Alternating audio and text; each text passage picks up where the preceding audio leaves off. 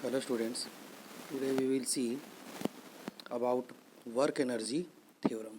Okay, what is work energy theorem and its proof. So let's start that what is work energy theorem. Okay, see, according to this theorem, okay, according to this theorem, ये theorem क्या कहता है? Total work done on an object by a force.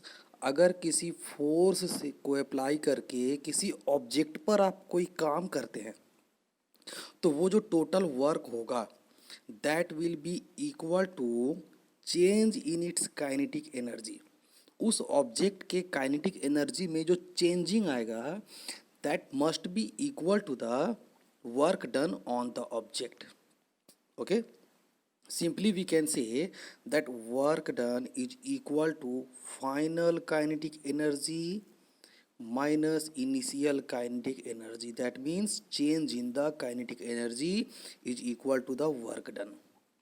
ठीक है, मान लो suppose that कि अगर कोई ऑब्जेक्ट, ओके, सपोज कि एक ऑब्जेक्ट यहाँ पे है, किसी वेलोसिटी से मूव कर रहा है, आपने इस पर एक फोर्स लगाया, ठीक है, you applied a force on it, एक आपने इस पर फोर्स लगाया, ठीक है। तो अगर आपने इस पर एक फोर्स लगाएगा तो फोर्स से क्या होता है, इसका वेलोसिटी पहले यू था, बाद में इसका वेलोसिटी भी हो जाएगा, बाद में इसका वेलोसिटी चेंज हो जा करके भी हो जाएगा, ठीक है। तो इस कंडीशन पे इसका इनिशियल वेलोसिटी कुछ और था, फाइनल वेलोसिटी कुछ और था। That means there must be change in its kinetic energy. इसके काइनेटिक एनर्जी में चेंजिंग आ गया, क्यों? मास तो वही रहेगा, मास इसका तो वही रहेगा, बट क्या चेंज हुआ, इसका वेलोसिटी चेंज हुआ, ठीक है। तो इनिशियली कंडीशन में इसका काइनेटिक एनर्जी कुछ और था, फाइनल कंडीशन में कुछ काइनेटिक एनर्जी और था। और ये चेंज कैसे आया, आपने फोर्स लगाया तब, ठीक है। तो फोर्स लगाने के बाद आपने जो वर्क डन हुआ, ठीक है, what work you have done on this object that must be equal to the change in the kinetic energy, ठीक है। अब हम लोग आगे देखते हैं। Okay, in short we can also write only this. अगर सिंपली अगर कोई पूछा जाए that what is the work energy theorem, we can also write this. Okay, work done on an object is equal to the change in the kinetic energy. Now we will start the proof how it can be proved. See, there is very simple way I have used to explain it, the proof of it. See, let us consider that an object of mass m, okay, is moving with initial velocity u. एक object है जिसका मास m है, ठीक है, और वो initial velocity u से move कर रहा है। Okay, here the figure is also given. Suppose this is the object, इसका मास दिया हुआ है इनिशियल, सॉरी मास दिया हुआ है, ठीक है, m, and this is the initial velocity which is indicated by u, ठीक है, this is the initial velocity, ठीक है। नाउ सी, मास दिया हुआ है, इनिशियल वेलोसिटी दिया हुआ है, तो मास और वेलोसिटी दिया हुआ है, तो इसका काइनेटिक एनर्जी कितना हो जाएगा, जो भी इसका काइनेटिक एनर्जी होगा, ठीक है।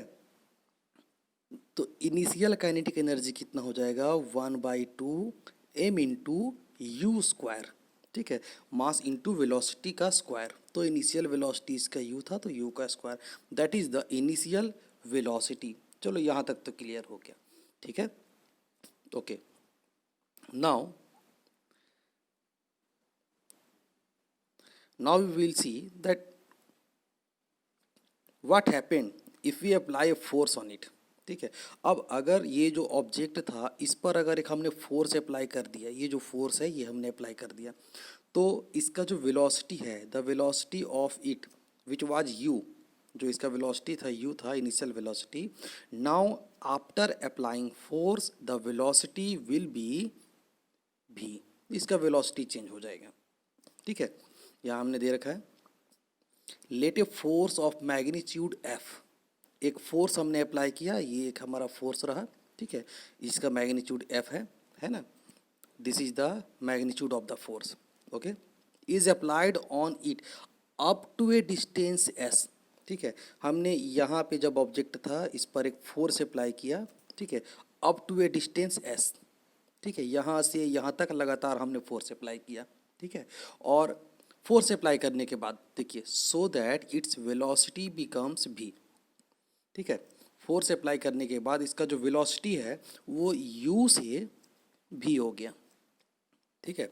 आपने देखा होगा force can change the velocity of an object, ठीक है। इफेक्ट ऑफ फोर्स में ये भी होता है कि फोर्स किसी भी ऑब्जेक्ट के वेलोसिटी को चेंज कर सकता है। तो हमने इस पर एक फोर्स लगाया कहाँ तक, अप टू ए डिस्टेंस इस तक, इसका वेलोसिटी u से v हो गया, वेलोसिटी चेंज हो गया। नाउ सी ऑब्जेक्ट के मास के बारे में अगर बात करें तो मास कितना था m, ठीक है, तो बाद में भी मास यही रहेगा क्योंकि मास तो चेंज होगा नहीं, ठीक है। What is being change, change क्या हुआ, इसका वेलोसिटी चेंज हुआ, ठीक है, okay. Now see, now we have seen the velocity has been changed, okay. Now see पहले इसका वेलोसिटी u था तो उसका काइनेटिक एनर्जी कुछ और हम लोगों ने निकाला था। Now its velocity has become, ठीक है, now its velocity has become v, okay, इसका वेलोसिटी जो है अब v हो गया, ठीक है, सी u से v हो गया, तो फाइनल काइनेटिक एनर्जी क्या हो जाएगा 1/2m into v square, that is the final kinetic energy. And जो हम लोग पहले निकाले थे 1/2m into u square, that is the initial kinetic energy, okay. Now see हमने यहाँ पे देखिए, यहाँ पे हमने फोर्स अप्लाई किया कहाँ तक, इस डिस्टेंस तक फोर्स अप्लाई किया। Now see we have force and displacement, तो जब फोर्स और डिस्प्लेसमेंट है then how we calculate the work done, the simple way that force into displacement, okay। now see if acceleration produced in the object is a, अगर मान लेते हैं हमने force लगाया वेलोसिटी u से v हो गया तो जरूर इसमें एक्सेलरेशन प्रोड्यूस हुआ, ठीक है। Without acceleration velocity can't be changed, okay. तो अगर वेलोसिटी इसका u से v हो गया तो जरूर acceleration produce, suppose that that acceleration is u a, sorry that acceleration produced is a, ठीक है। Then how the magnitude of the force is given f equal to m into a. अब ये जो force का जो value है इसको हम लोग इसमें रख देते हैं, तो वर्क डन इक्वल टू क्या हो जाएगा, work done equal to F के जगह पर, यहाँ पे देखिए यहाँ पे एफ जो दिया हुआ था इसके जगह पे हमने एम इंटू ए रख दिया, तो वर्क डन है ना, यहाँ पे हम लोग देखते हैं तो हमारे पास जो वर्क डन था हमने क्या लिखा था फोर्स, यहाँ देखिए ये एफ लिखा हुआ था, एफ का वैल्यू कितना आ गया एम इंटू ए, तो एफ के जगह पर हमने एम इंटू ए रख दिया into s. This equation can also be written like this, ठीक है। इसमें हमने क्या किया कि एम को हमने अलग कर दिया, ए और एस को हम लोगों ने एक साथ लिख दिया, लिख भी सकते हैं, ठीक है। Now see this is equation one, this is equation one, okay. Now moving on further, अब आगे बढ़ते हैं। See from equations third, sorry from third equation of motion, equation of motion जो हमारे पास था third equation v square minus u square equal to 2s, ये हमारे पास था, ठीक है।